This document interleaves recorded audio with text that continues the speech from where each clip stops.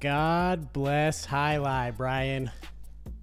God bless Highlight, Nathan. We are back. Season 5 is upon us. Can you believe it?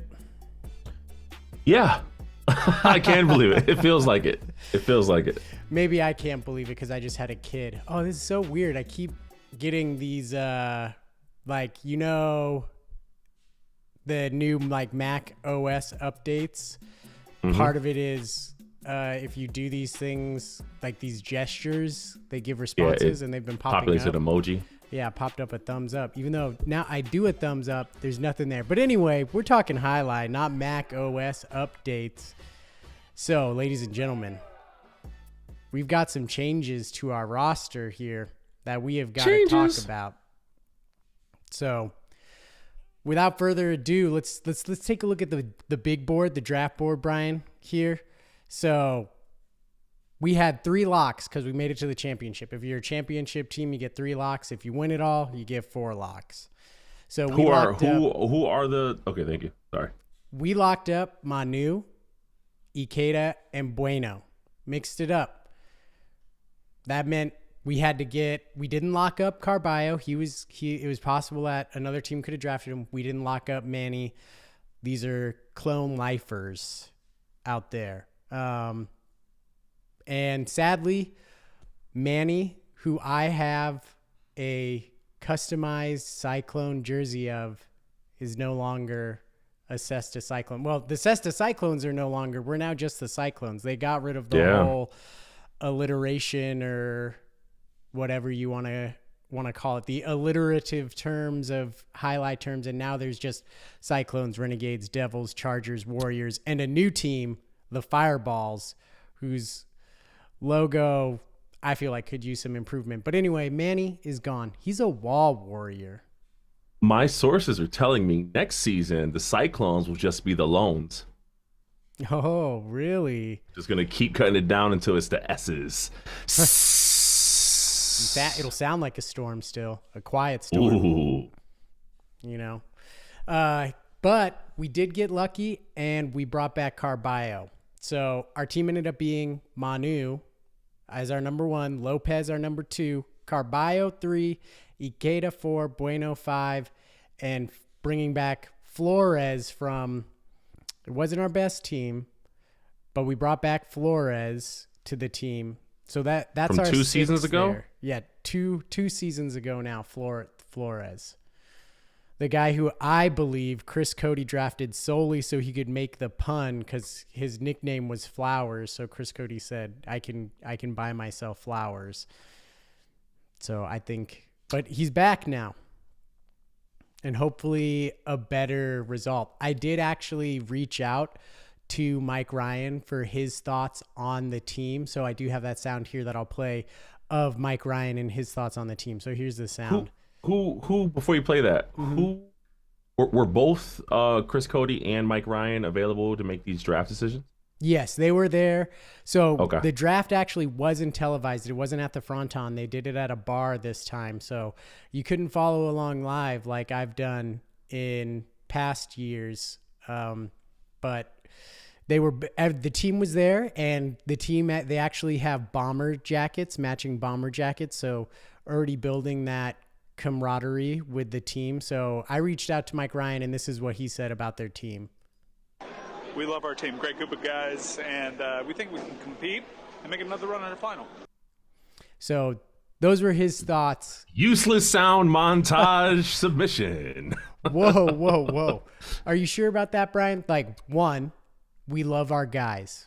I mean, if you know anything about Battle Court, there's a clear team that has a camaraderie that stands out above the others, and that's Clone Cartel. So, one, love our guys. I'm glad that we were able to bring back Carballo. We took that risk of not locking him down, and we ended up getting him back. So that did work out for us. But for one, I love this team. I think they're a good team that can compete for a championship. Your thoughts? I don't like being told we like our team before our team has done anything as our team. Like, Give them early season goals. Set those goals clearly with a public voice. Mike Ryan could have said, listen, we got who we got. Let's see how we start. Top 3 in the first quarter of the season. That's our goal. I want to see intangibles, because what happens is you like your team until you don't like your team, but you're responsible for the team you got. So I don't like these holier than, like these empty kind of, everyone likes their team. Everyone's 0-0. But you got half of the players that were on trash teams. You got some players that are championship blood. Shout out to Manu. Wait, we have half players. What do you mean? Who are players that were on 2 seasons ago? That piss poor season, right? How many of those players are on this team right now? Flores, Carballo, Manu. So yes, those Manu and Carballo, yes, they're responsible for a lot of the success for the Clones, but those weren't backup quarterback seasons. They were starting. They were in there as well. So you can't take the good and the bad. You got to take both, baby. Wait, you can't take the good or the bad. But you got to take both. Look, as a Clone insider, the chemistry for that team, I've learned, was bad. And when it comes to where you get all your points as partners, if your chemistry is bad with your partners and you're not vibing, that can really throw a team off. Like Manu and Carballo have shown that they can be the engine that drives a top level battle court team, Brian. So I'm going to have to push back a little bit on just throwing them in. Hopefully Flores can get some of that championship DNA with him joining the team again and have a better run than he did his first time around. But I think you throw a Lamborghini motor into a Honda Civic, it's still a Honda Civic. Okay? I don't want to hear about the chemistry. You chose the players to be part of this chemistry. Chemistry That's matters, your Brian. decision. It does matter. But how does it happen? Chemistry just doesn't appear out of nowhere. Decisions you make during the draft process determines the players you get on the team, which then determine the chemistry. I get that you don't know these people inside and out. Maybe that's the draft process. Maybe the scouting department needs to be a little bit more on top of how the chemistry works. I'm just saying, I like the Bomber Jackets thing. I like that you're letting them know out the gate. You may have been a highlight player before, but you've never been a clone, baby. And now you're a clone. You're not just a highlight player. Look, let's talk about the newest addition who's never been a Cyclone and is going to be coming over new to the States. That's Lopez, who is an international player who actually, Brian, just on the 29th played in a final in another league that I actually happened to watch some of. And let me tell you, I was pretty impressed over in this, in across the pond, as they say, or whatever. 3 sets where you go 15 to first 15, third set, first to 5. First set, Lopez and his partner, who I'm blanking on their name, lost, bad, smoked, like 15-8. Next one, they took it like 15-9. So we go to a third set that goes 4-4, and all of a sudden the ball is bouncing off the wall. Lopez goes to get it, and he drops it, and this massive crowd erupts, and I go, what's happening?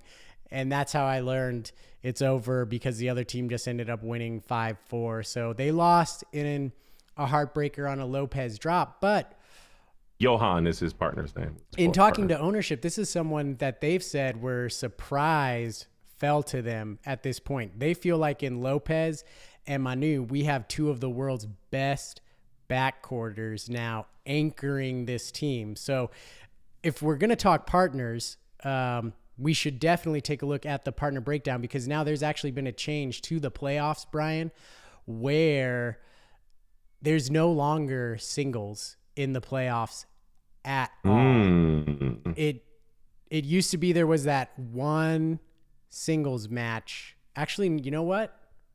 Never mind. There never was There was a singles match like 2 seasons ago. I think last season they actually got rid of all the partners. But anyway, it's about the partners. So here's the Cyclones partner pairing. Carballo and Manu, solid team. They had a good win percentage, got us a lot of points last year.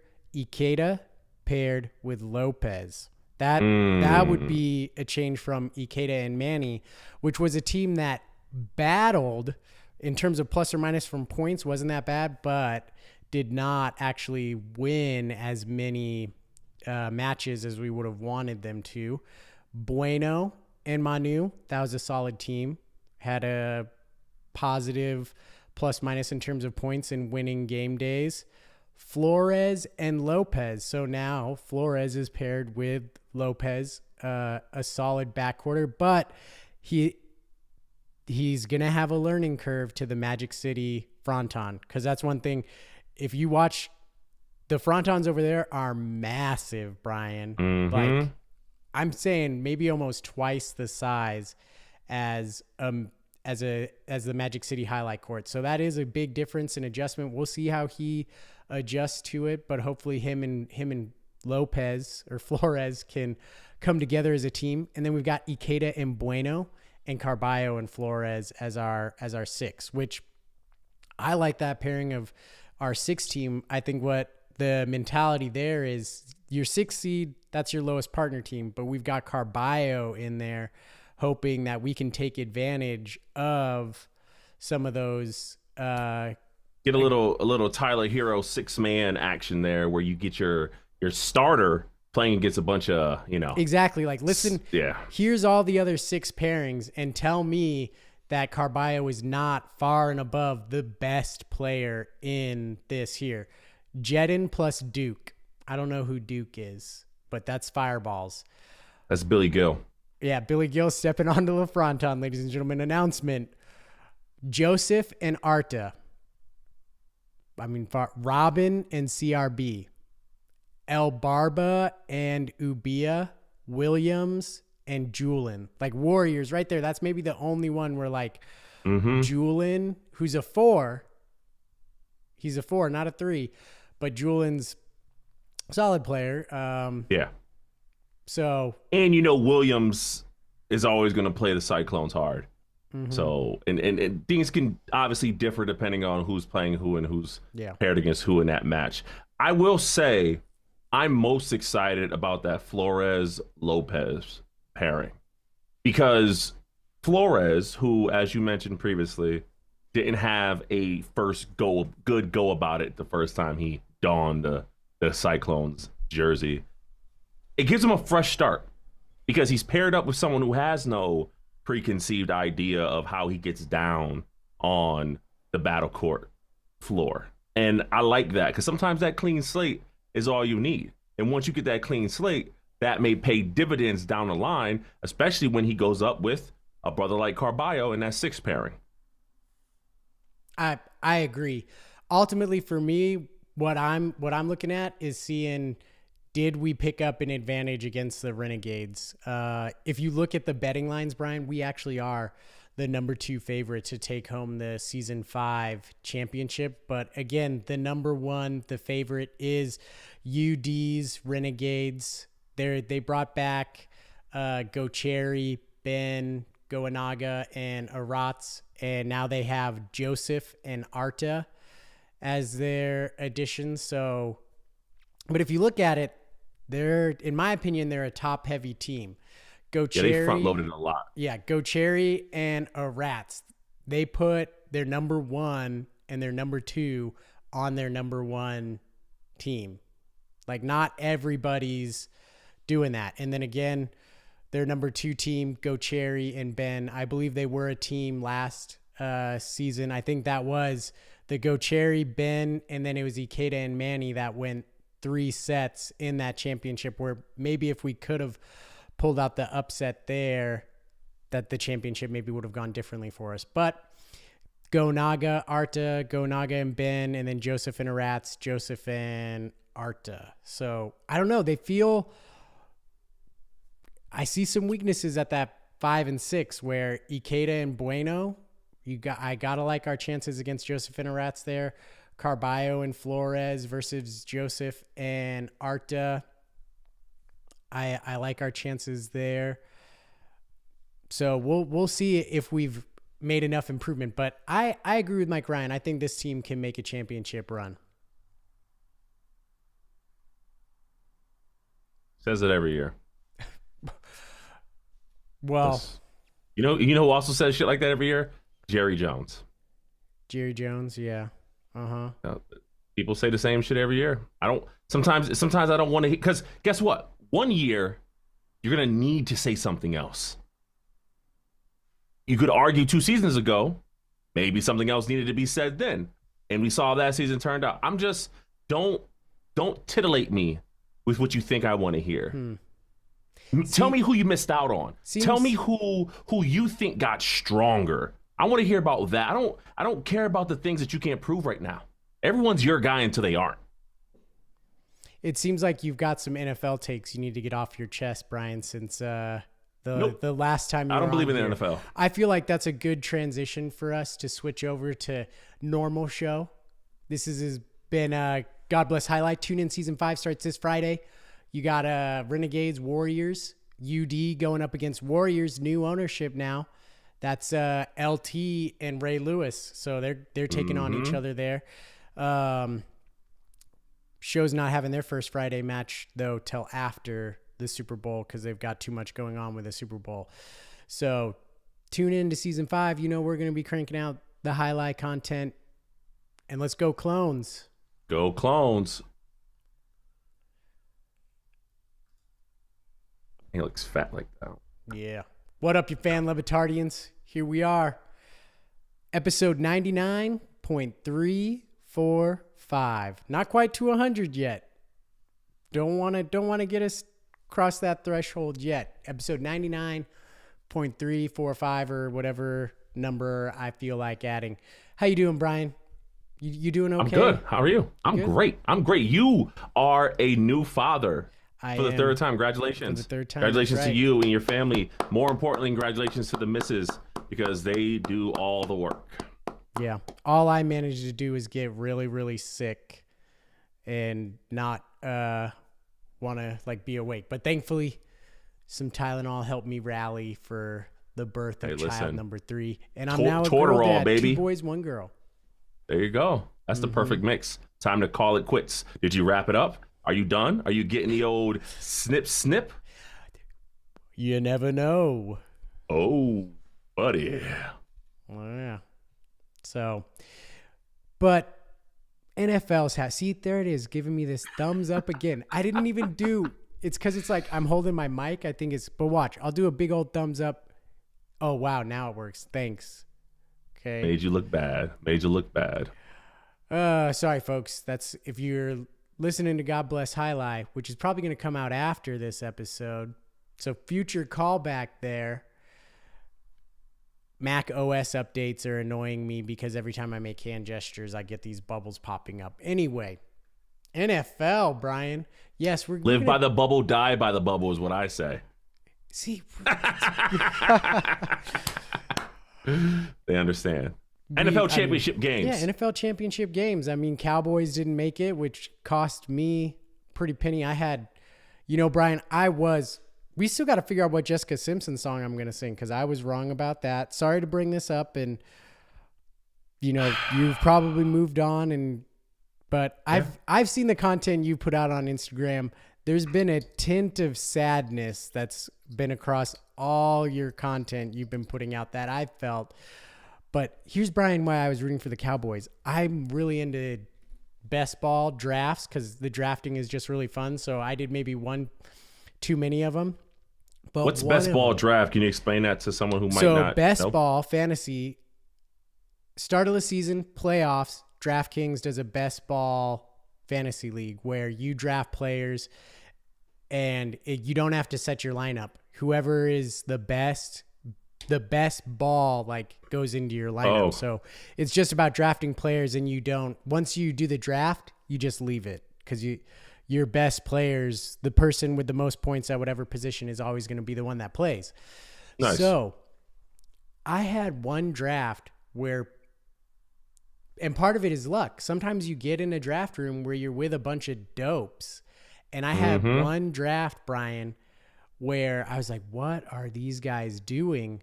Where this was most of my team.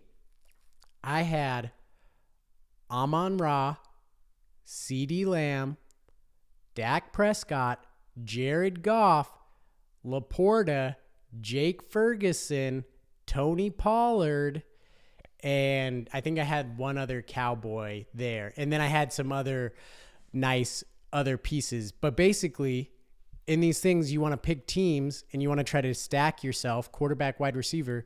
So I had people, they let me draft. I had Dak double stacked, and I had Jared Goff double stacked. And both of those games, I knew this team would advance because both of those games I felt like were going to be put up points kind of games. I thought the Cowboys were going to just roll over, and I was going to get a lot of points that way. We know. I told you not to do that shit. I sat here and told you, do not say that. I'm sitting here uttering the words to you. Yep. Not, and you gotta, there should be a penalty. Yeah. Or I gotta sing some Jessica Simpson. No. I'm talking about like legal, like things that take you away from your children. Like there should be a penalty to people who bring their godforsaken, cursed energy to another fan base. Like you are playing with powers that you clearly don't know how to control because you ruined. Can I finish my story, entire Brian? season. Can I? We don't care about Nathan's Lobos. I didn't ruin the story. That's Mike McCarthy, who shouldn't be there anymore. But anyway, I knew this team would advance. And sure enough, out of all my best ball, I was in like 12 different best ball drafts. And I finished number one with that team. You get 6 players that get to play. I had 188 points. That was the highest I saw out of all the leagues I was in. But all I got to do was make it to the second round because the Cowboys were eliminated. Imagine, Brian, that team would have definitely made it to the third round, made me a nice little moolah because that would have been Cowboys-Lions, right? So I would have had both of those teams still alive facing each other. And you could imagine that would once again be another competitive because what was the highest points game in terms of fantasy? It was Lions Buccaneers. So of course, Cowboys Lions was probably going to put up similar numbers. The Cowboys cost me making a nice little chunk of change, and especially if the Cowboys beat the Lions and make it to the NFC Championship game, and now you're talking I make it to the third round of this best ball league, and I'm front loaded still with 4 Cowboys players. That's why I was upset, Brian. You at done? The Cowboys. Are yeah, you done? I'm done? Are you finished now? But NFL championship games, No. You don't do all that and then jump into the no. First of all, the Cowboys did what the Cowboys were allowed to do based off your energy. The second you start guaranteeing things, you shoot yourself in the foot. No plastical burrs. You are the result of your own misfortune. You didn't have to say a damn thing. You could have said, it's going to be a good game. Watch out for the Packers. They're sneaky. They're on a rip right now. Who knows? I'm rooting for the Cowboys, but who knows? And left it at that. And guess what? We'd be sitting here right now with the Cowboys going to the Chiefs. It's but not my you fault, did Brian. this. That's a ridiculous You did statement. this. Accountability, okay? If wishes and wants were number one quarterbacks, we'd all have Jared Goff. But unfortunately, that's not the case. I don't know what that means, but I'm done with I don't want to talk about the Cowboys until we talk about the Cowboys later. NFL championship games. Thoughts?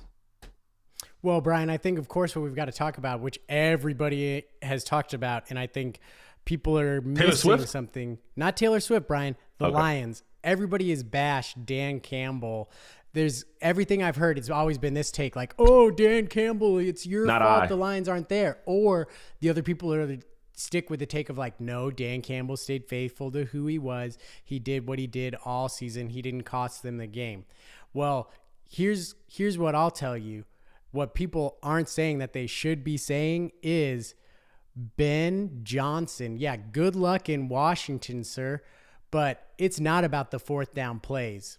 It's not about that. How about you pick up more first downs on first down and second down? How about you get more aggressive in your play calling on first down and second down, and you pick the first downs up then?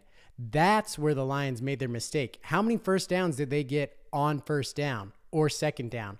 Instead, they know Dan Campbell's mentality. They know they have fourth down in their pocket. So what do? They keep calling these short little plays where, what they say, the Lions are like one of the teams where they have the most pass plays or whatever behind the sticks. And then are you sure that's what they say? They said it better than that, right? But they kept saying it during the Detroit Lions call more plays behind the first down marker than others because they have the expectations that their players will still get there. They throw behind the sticks and pick it up where other teams don't do that. But maybe they do that because they know fourth down is going to be there. Perhaps, Brian, the Detroit Lions aren't in the championship game because they messed up on first and second down. That's what I'm telling you. Be more aggressive on first and second down. Get more. Don't even get to third down and don't get to fourth down. Then we're not having this problem. Convert on first and second down. Just pick up a first down on your first and second down all the time. That's from Nathan. This is why Nathan did not get farther in his best ball league, because of those types of decisions. Just do it. Just do it, Ben Johnson. Just do it. And by the way, he's staying in Detroit. Don't got to worry about the whole Washington thing. I thought I thought it's already been announced he's going to Washington. What? Who are your sources? Why do you do things like this? ESPN notification. Maybe I didn't read it.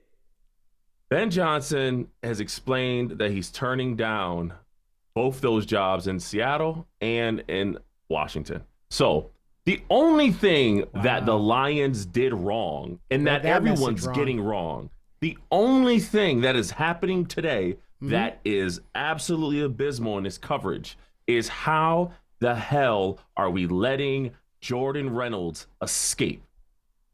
He just catches 2 balls. Oh, Josh Reynolds, you mean? What'd I say? He don't deserve his name. Josh Reynolds? He don't deserve his name. Yeah, Josh but okay, and Brian. Jordan Reynolds. Brian. Just stop. No, hold on. Stop. What if you're okay, going I'll to let tell you finish. me, Sorry, if you're going to tell me, rebuttal.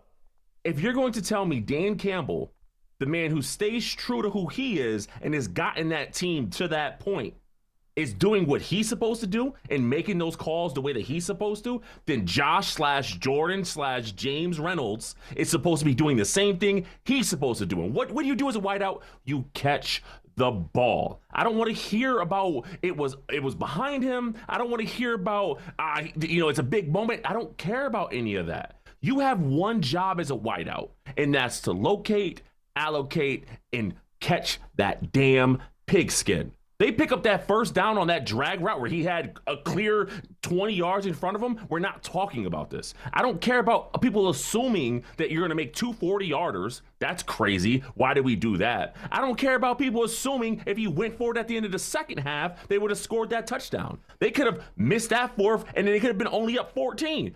All I'm saying is the idea that we're looking at Dan Campbell, we're looking at Brandon Ayuk's lucky play. We're looking at everybody but the people we should be looking at. And that's Josh Jordan James Reynolds.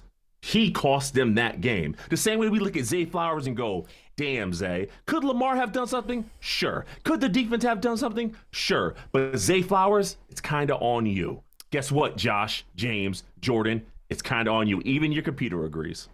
I just gave a thumbs up, ladies and gentlemen, for the podcast audience. Sorry.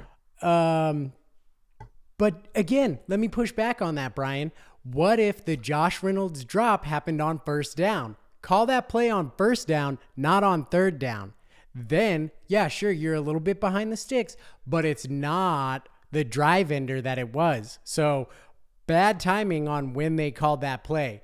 Ben Johnson needs to call that play on first down. Then it's not that big of a drop, okay? And maybe I didn't hear anyone else say this either. Maybe and here's what I'm going to say about Zay Flowers. Maybe Lamar Jackson should hit him in stride just like he hit himself in stride on that one pass play.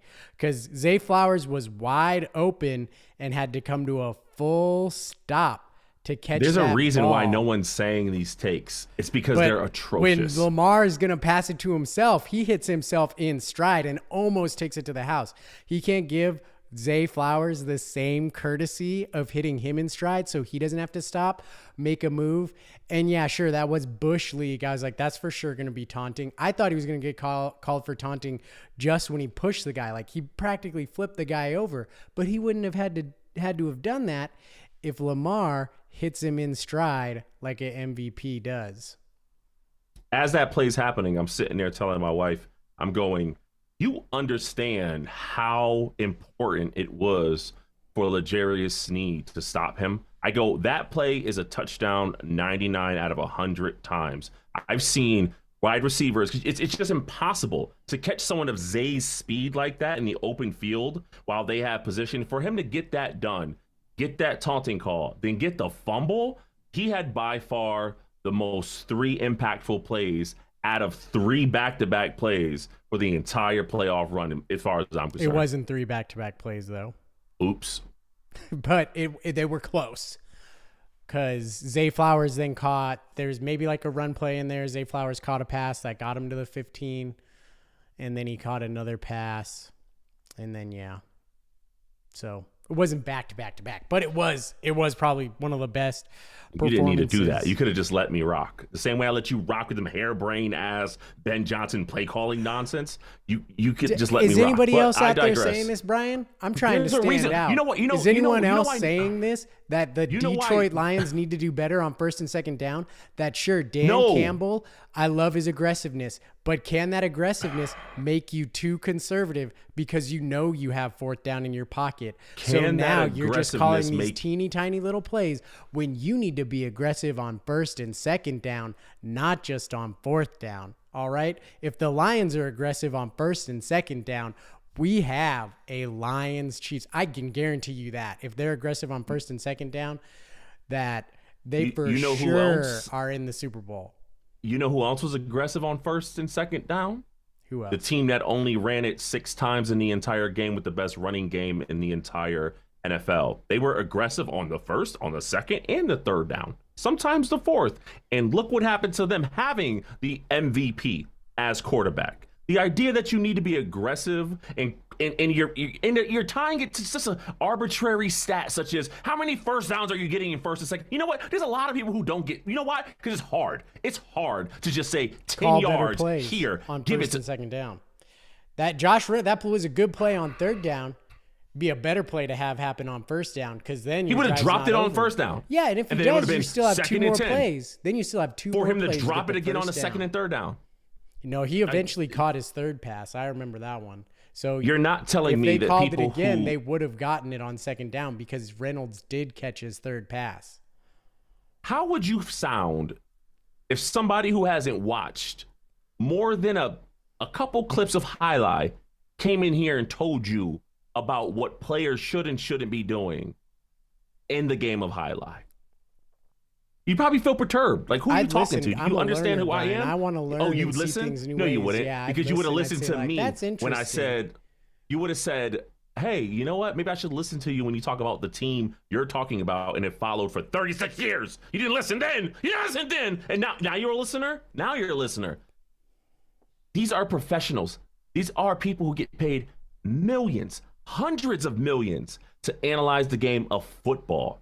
If all of these people in a billion-dollar industry are not discussing why Ben Johnson isn't calling more aggressive plays on first and second to pick up first down, there's a reason for That's it. because they're all seeing If- the game the if- same way. I'm seeing the If game in a new way. Mina That's going to Kimes change. is not the talking game. about it, you know what? I'm You know trying. what? I'm There's out here there's to another- change the game, Brian. This- Because no one else is saying it, I'm wrong. No, Yeah, I'm a game changer. Yeah. Guess what? No one else is trying to take over the democracy either, other than a whole group of people. Guess what? They might be right. Let's just hear them out, right? The Maybe that's what Detroit you're saying. Lions Just because. are the most conservative team on first and second down because they know they can do what they want on third and fourth down. And that conservative first and second down play calling caught up with them finally in the NFC Championship game. That's what That's false. cost them. That's false. That's not even true. Look it up. But hey, I already Brian, did. Already did. No, you Detroit didn't. Lions are top 10 in EPA per play on first and second downs. You can't tell me they're conservative, but they're top 10 in EPA on first and second downs.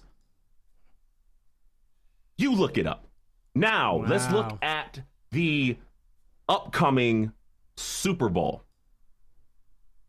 Why aren't we talking more about how lucky, and shout out to Mike Ryan because he kind of hinted at this.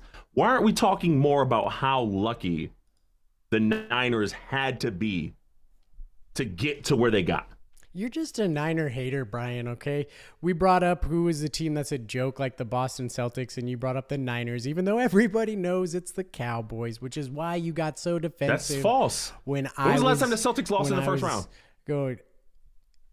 It's happened, Brian. Exactly. It's not a one-for-one comparison. It's teams that people when the love one-for-one to comparison laugh is literally the San Francisco 49ers, then why are you ignoring that one? The Cowboys are the team that, but anyway, how they're so lucky. Hey, they're there. At the end of the day, does it matter whether you're lucky or not? It's that you're there, and they're there. No, it does matter. Back. It does matter because guess what? That luck don't matter when you're playing against Jordan. And if they're lucky and they beat the Chiefs, Brian, is everybody going to take that Super Bowl away from them? No. How you get there doesn't matter. They won't have a Super Bowl. They won't have 6 Super Bowls in my book.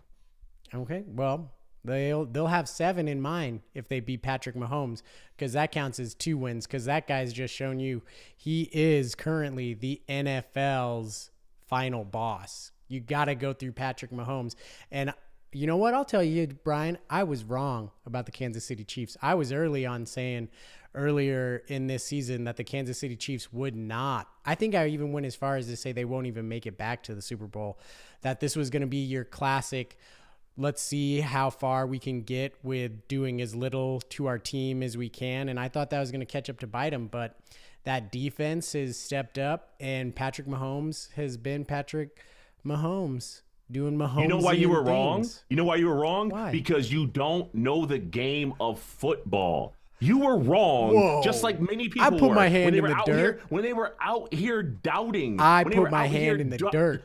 If you at any point in this season, you put your hand in the dirt? Absolutely.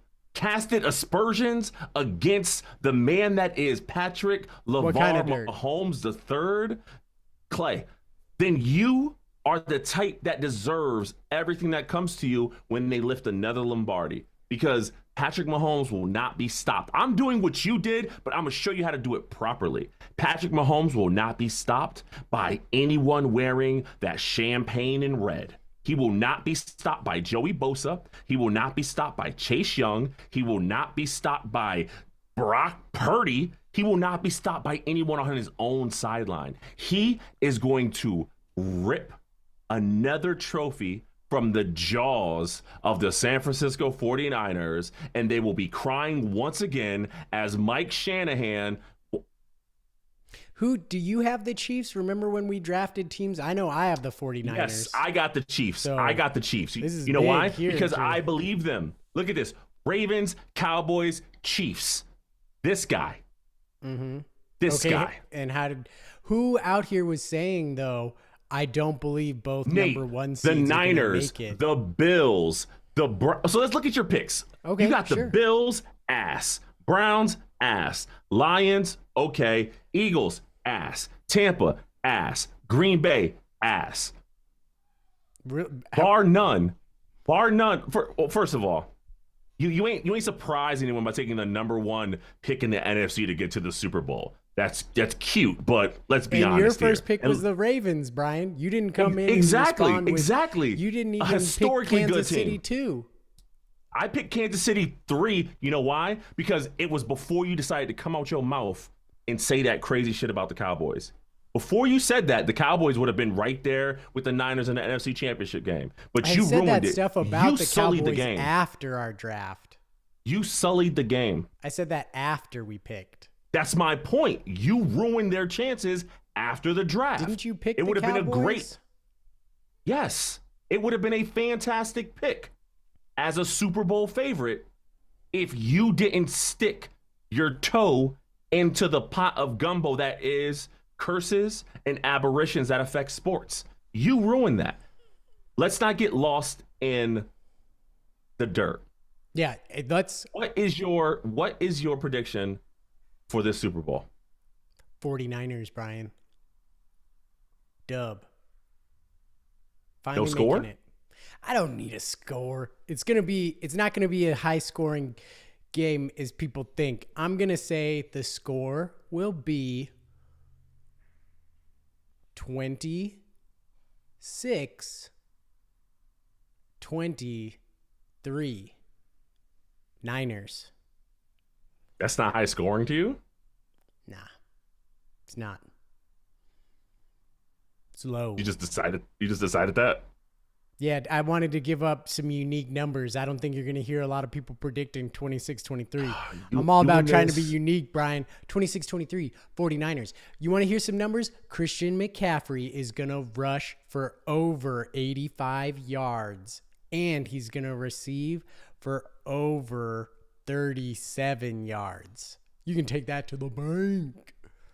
So you went from I'm not trying to say anything anyone else is saying to I'm saying the most milquetoast take in the world and say Christian McCaffrey's going to have a good game. Actually, Brian, if you want the truth, I'm going to take the Niners because I think you're going to take the Chiefs. So I'm just trying to be the opposite guy, but I've got a bad feeling. You did say lucky. I agree with you. They actually are lucky because everyone said Brock Purdy looked better. Brock Purdy, in my opinion, has looked bad in the playoffs. I sent out a tweet. I said, Brock Purdy looked like a confused Steve Young tonight. He must throw balls extremely hard because for some reason, when he hits defenders, they just don't know what to do with it. I know. He's had a lot of dropped picks there. They just don't know what to do with it. You want to talk about drops? Yeah, talk about dropped interceptions for him, and maybe they're not even making it past Green Bay. Chiefs, Niners. I got the Chiefs 27-24. MVP. You're going to hear a lot of people saying that. Patrick Mahomes. You want my MVP is going to be Juwan Jennings. Juwan Howard has a better chance of being MVP. Just something unique. You're not going to hear a lot of people say that. Juwan Jennings is going to have 2 touchdown catches, 5 receptions for 85 yards.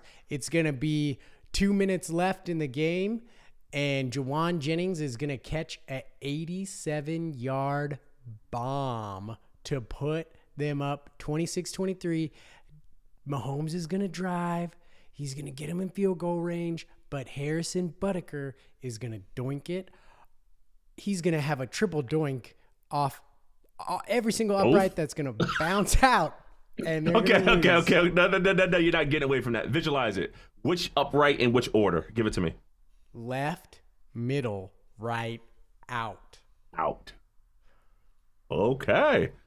Yeah, what it's going to be, it's going to be will bottom. take back. It's going to be the bottom of the left. It's going to be like badoing, and it's going to be the bottom of the left quickly to the bottom one, then bounce all the way up, and everyone's going to be like holding their breath, and then it's going to hit the right one and fall out.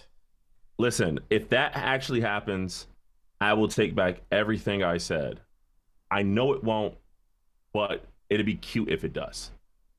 It'd be cute if it does. You know what else would be cute? If we stopped taking doomsday clocks as jokes. If we actually listened, observed, and paid heed to doomsday clocks. I almost called you Tyler. Who the hell is Tyler? Nathan. I don't know who's that. Nathan.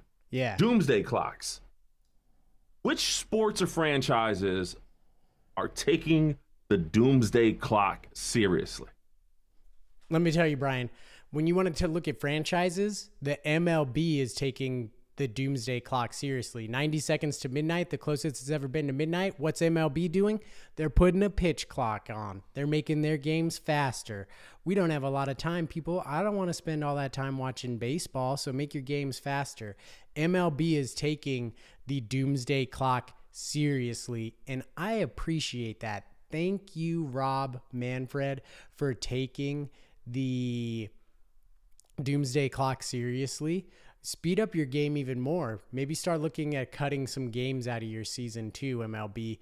But if I look at another team that's about to have their biggest game, Brian, it's the NFL. They're not taking this seriously because this is what I'm thinking. For too long, everyone's been saying the NFL is going to have a franchise over in London. And I'm like, guys, you're running out of time. Doomsday Clock, 90 seconds to midnight. Planes could be gone 5 years from now, or it could look really bad for you to fly all the way to London so much. So you should put that team in London now before that Doomsday Clock gets, if the Doomsday Clock gets to like 70 seconds to midnight and they haven't done it yet, there's going to be probably a big uproar about them doing something so bad for the environment so close to Doomsday. So the NFL is not taking the Doomsday Clock seriously because they haven't. Just move Jacksonville over to London. Everybody knows that's where Shad Khan wants it to be. So make it happen, NFL. Stop dragging your feet on this, and let's get that game international. But if we might not even have airplanes, as you said, or to be a faux pas to fly an airplane because of environmental concerns, wouldn't the smart thing to do would be to drag your feet on moving a franchise so that when it eventually gets to that point, no, because you don't fans have want to to worry see about it. the concern? I want to see an NFL team in London, Brian. Well, what does I that don't matter care about if a 5 Doomsday years Clock from and how now- close it is. You got to get them there. But what if 5 years from now they're like, I guess that team's over there, and now we can't play You against can't them. get them back. They're just stuck. Like, And that's how Patrick Mahomes has to retire early and can never be the GOAT. he plays an away game in London against never the comes London back. Jaguars, and he can't come back. Yeah. It'll give expats a whole new name. The MLB thing, I like it. I wonder if it's too late. I feel like it's too late. I also think, you know what they should do? They should put lakes and ponds in the outfield. Okay. Not as Trees, too, we've seen it for the in air, right? Candlestick. Like, no. We don't want nothing like that. That's dangerous. We don't want to affect the ball in flight. They should put ponds in the outfield that outfielders have to navigate. If the ball lands in the pond, that's an automatic double. If the player catches said ball before it lands in pond in any way, shape, or form, there is no advancement of runners, and all runners who aren't on a base are out. Mm-hmm.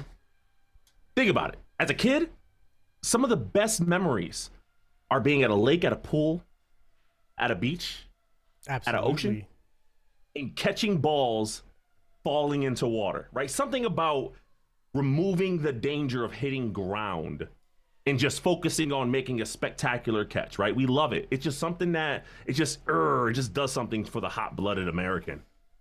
What would be more American than adding that feature to our baseball parks and having them in unique ways? Think about the strategy.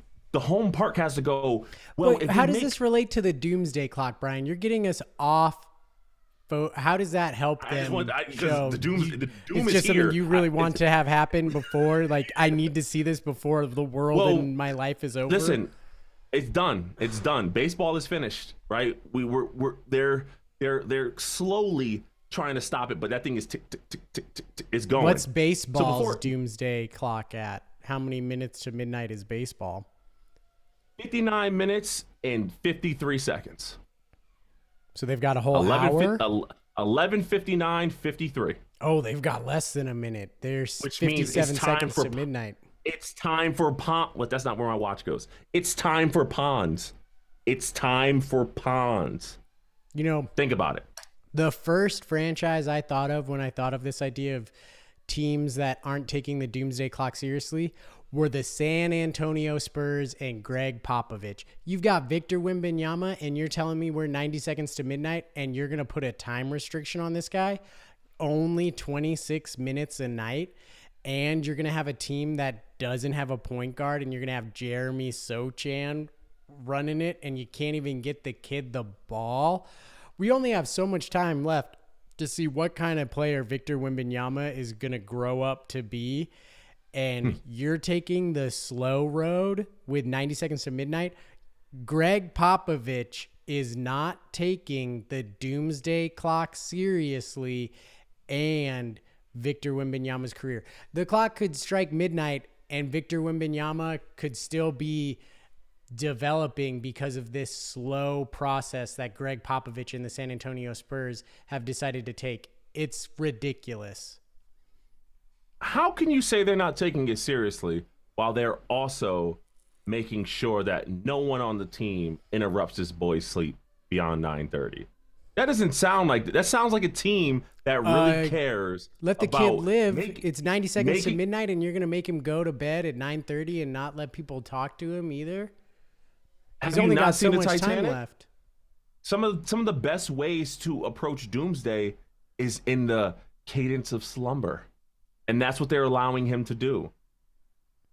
When that comes, get more sleep, so it's more likely that when the world passes, will be well rested, passing away in his sleep. The rookie wall is coming. Rookie wall is coming. And when it comes, he wants to spring over it with those 8'12" body parts of his and land knowing nothing's going to break. Okay? The rookie wall hits everybody, and it hits them differently. Some in the form of injuries, some in the form of fatigue. He is just getting himself ready to take the rest of this season seriously. I don't think they're taking the Doomsday Clock like a joke. I think they're taking it seriously. I don't know, Brian. I disagree.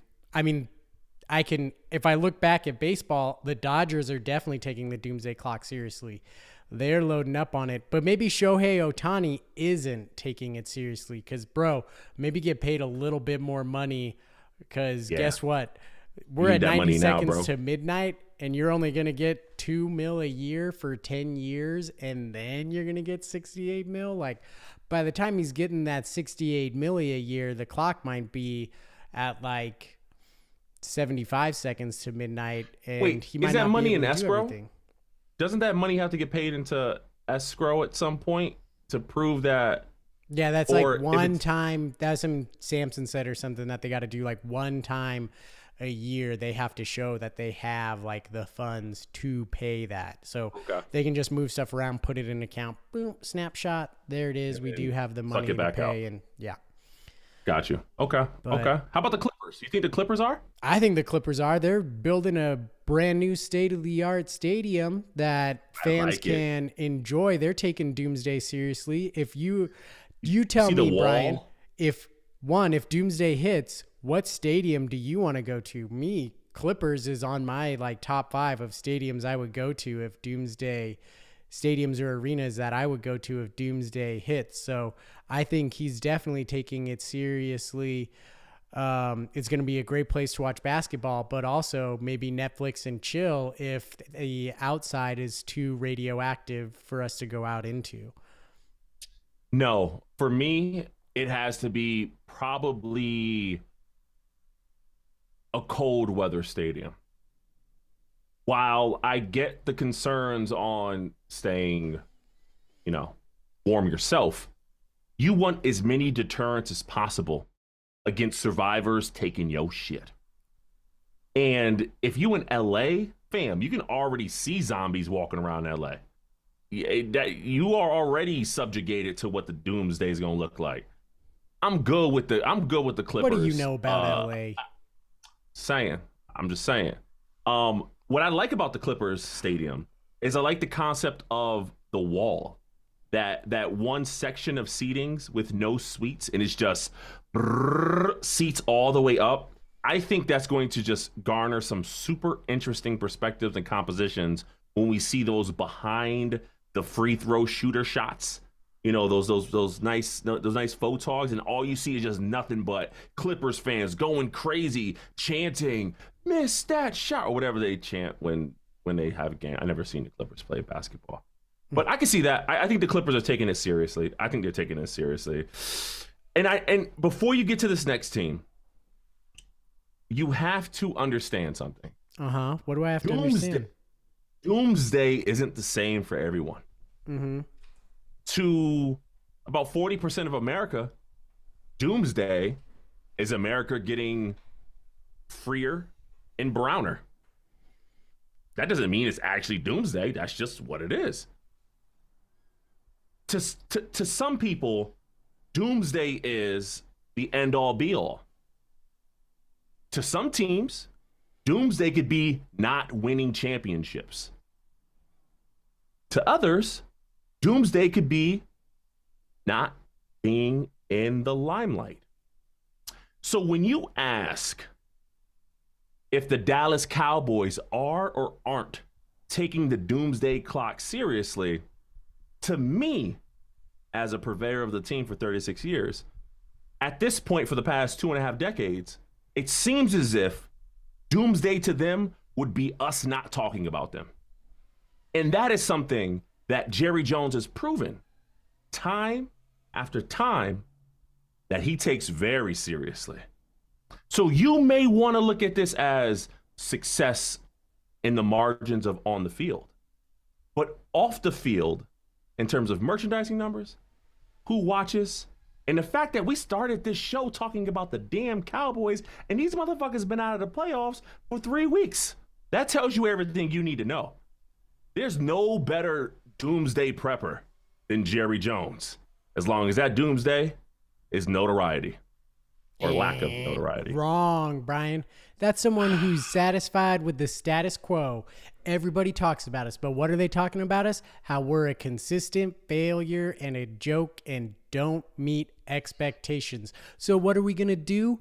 You got 90 seconds to midnight and you're going to run it back. You're going to bring back Mike McCarthy. You're not going to change it up on a season where you have some historic coaching options waiting in the wings. Jim Harbaugh, Pete Carroll, Bill Belichick.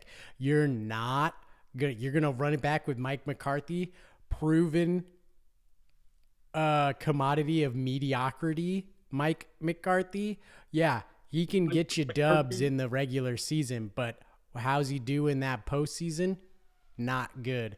And you're gonna run it back, and it's 90 seconds to midnight. The Cowboys are not taking the Doomsday Clock seriously, Brian. I'm sorry, they just aren't. Well, then stop talking about them. Okay, done. Yeah, You won't. Every damn day, people continuously say, okay, they talk about you, but what does it matter? So shut the fuck up. I don't get it. Y'all would help us. This is why we talk about it, Brian, because it gets reactions like this out of Cowboys. It gets reactions. It gets the Dallas Cowboys as the most expensive sports franchise in the entire world for the past 15 years. That's what it gets them.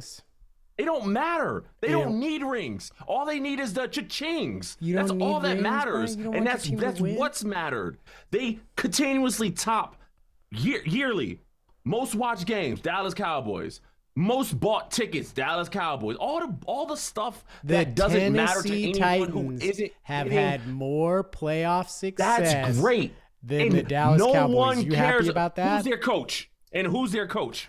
We hired somebody. I forgot his name. You don't even know your own fucking coach's name, but you care about what's happening with Mike McCarthy. I don't remember. I was make it make sense. It was some make it defensive make sense. guy, I think. The worst place to go to the bathroom is in the house of somebody who doesn't understand that it's not all about winning in a world where entertainment makes shit run. Oh, never mind. We got Brian Callahan. I actually didn't. Tell me more about your defensive coach you just hired. Yeah. I don't like him. Don't like that hire. Don't like his Harden. father. But anyway, you're talking dope. bathrooms, Brian, which the show talked about, and they talked about worst places to go to a bathroom, gas station. I was surprised the show missed this here. For me, this is the obvious number one, like worst place to go to a bathroom. And this is the public bathroom that's connected to like an outdoor location. Like you got like a park. Like a park? Yeah, you got a park and it's got a public bathroom that's there, or a beach that maybe has a public bathroom that's there.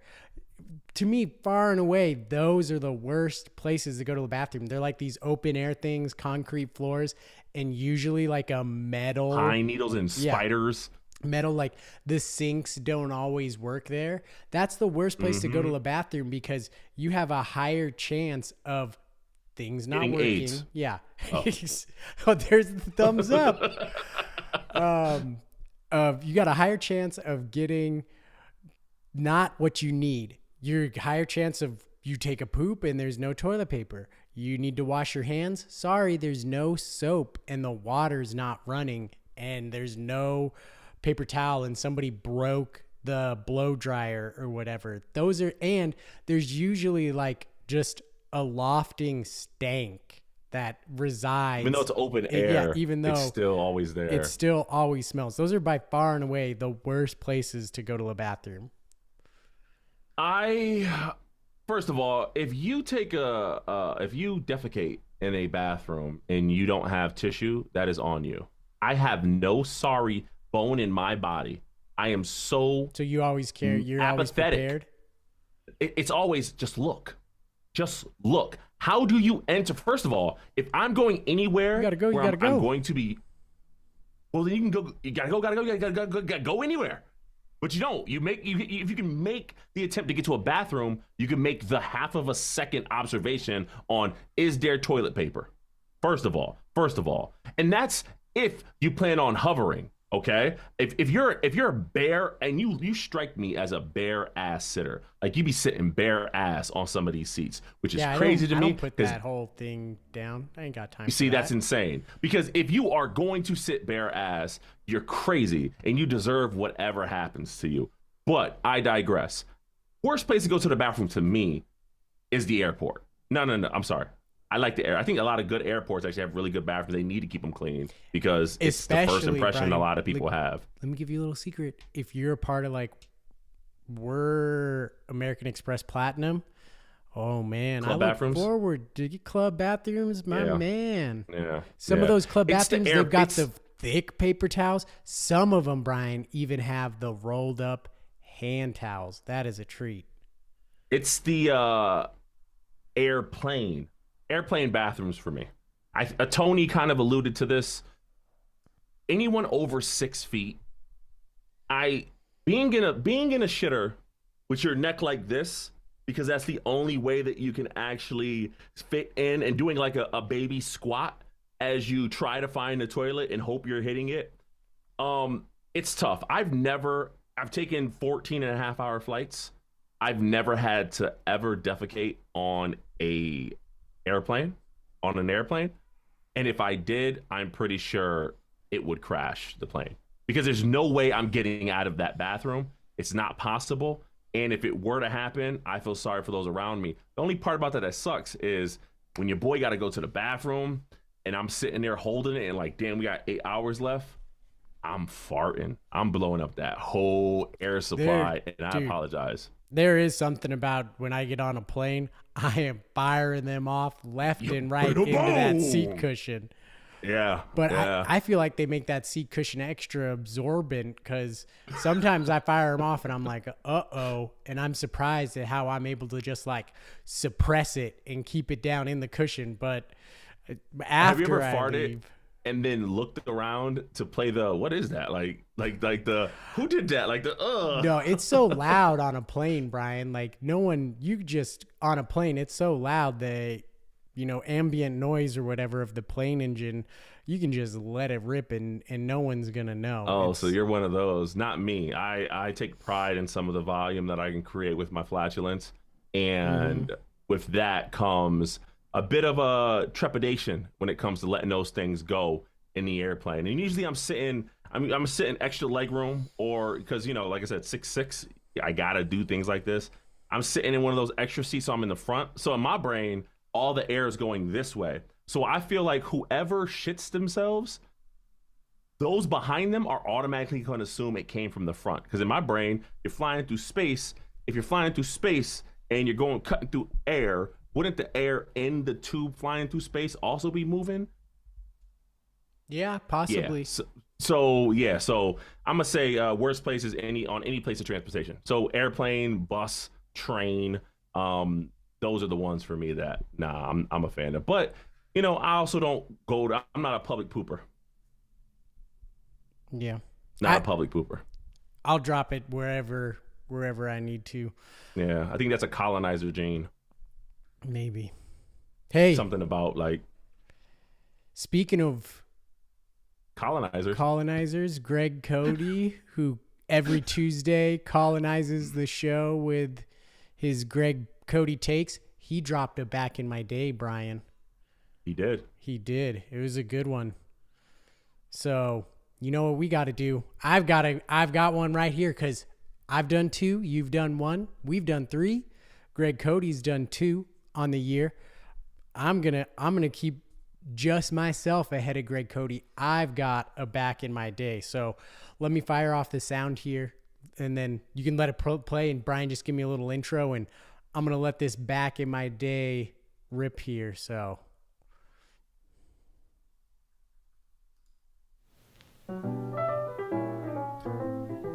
And here's another Back in My Day with Nasty Nate of the Fan Levitard Show.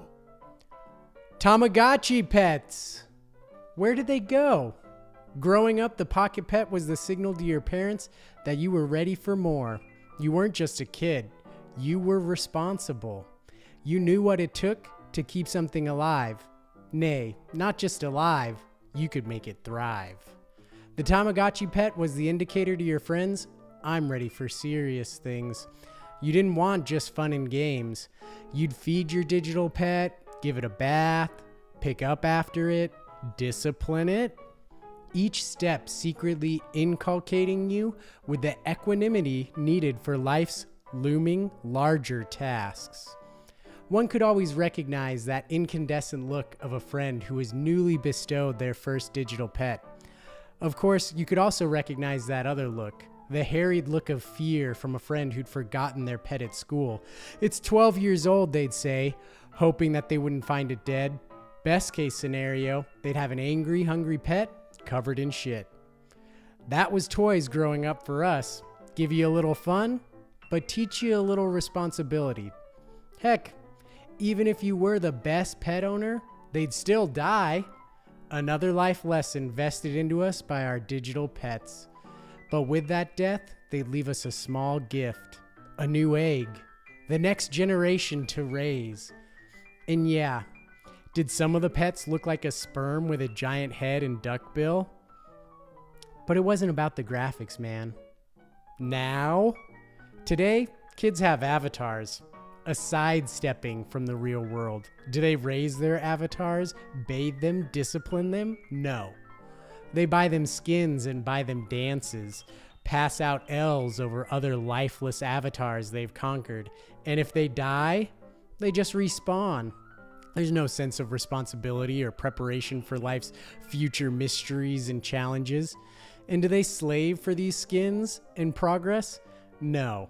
They beg for Robux and buy their way to the next level. Gone is the mix of fun and responsibility. Now it's pure escapism. Just a swipe of a card and a click away. Kids don't bathe their avatars. They don't pick up their crap. They make them do weird dances that are impossible for my generation to learn and understand. The floss, what is that? So the next time you get your kid a toy, how about you give them one that secretly prepares them for life's upcoming challenges and watch as they learn the joy of a perfectly disciplined Nairochi. I'm Nasty Nate, and that's how it was back in my day. Thank you. Thank you, Brian. Wow.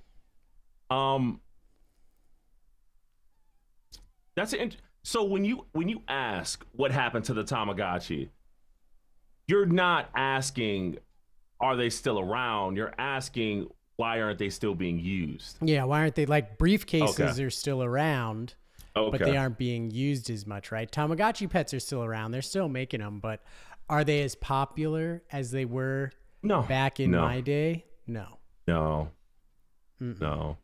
Tamagotchis. Were you a Tamagotchi guy? I had a Gigapet. You were a Gigapet? Yeah. Gigapet. I had a Gigapet. I eventually had a Tamagotchi, and the whole idea of a toy centered around responsibility it's non-existent anymore. Mm-hmm. I don't think we have dolls that poop and you got to clean, or dolls that you got to feed. Yeah, I think that is gone. And to be honest, I don't hate it. 'Cause why the hell would we want? That's not a toy. Look, Brian, you're going against the whole entire point of like back in my day. I've actually never owned a Tamagotchi or a digital pet, but I just so you thought just lied. Okay. I just thought to myself, what's something that was around more when I was a kid that's not anymore that I can throw into back in my day and keep the score running up. Your move, Greg Cody. Nasty Nate 3, Greg Cody 2, Van Lebitard I don't like that you 4.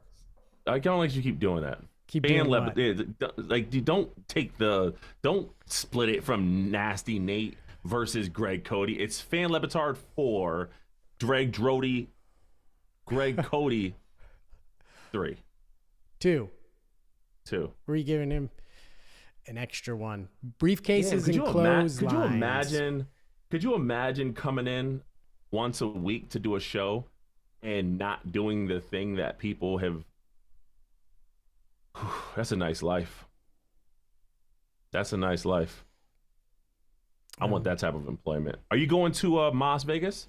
Well, I did have it in the works, but I don't know if it's going to happen because wife's still recovering, and logistically it's going to be very, very hard. Like I'm going to have to wake up like super early and get my kids to their daycare by like 6 a.m. So they're not going to be happy about that. Then I'm going to have to drive straight to Vegas, catch the show, drive straight back, pick up my kids and get home. But I don't know. I don't think, if you ask me now, I'd say no. Cause now just when we were in the hospital with the baby, I was like, what am I thinking? Like my wife was okay with it when I brought it up, but she always forgets. I'm like, I'm going to leave my wife for a day who's 2 weeks removed from a C-section and have her just be alone for that time. So I don't know. We'll see. Maybe if she's feeling better, but I'm going to say it's probably not going to happen.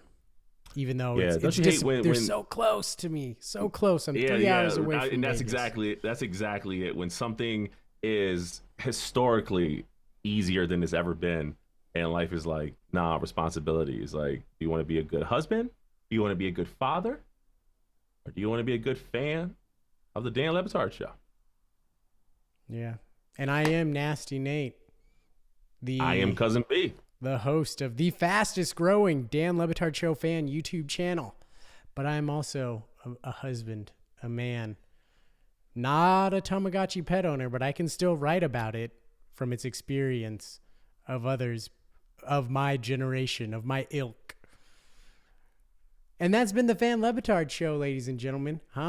Be sure to follow, subscribe, do all that jazz. Leave us a 5-star review on Spotify, on Apple. Go nuts, people. If you only leave us 4 stars, I'm going to believe you are out of your mind. That's so right. I'm not actually stealing what Bomani says. Because who else is telling you the truth about the Detroit Lions first and second down play calling? No one. Not him. Or yeah, I'm over however here, this looks. Yeah, that not got guy. And Peace. Later.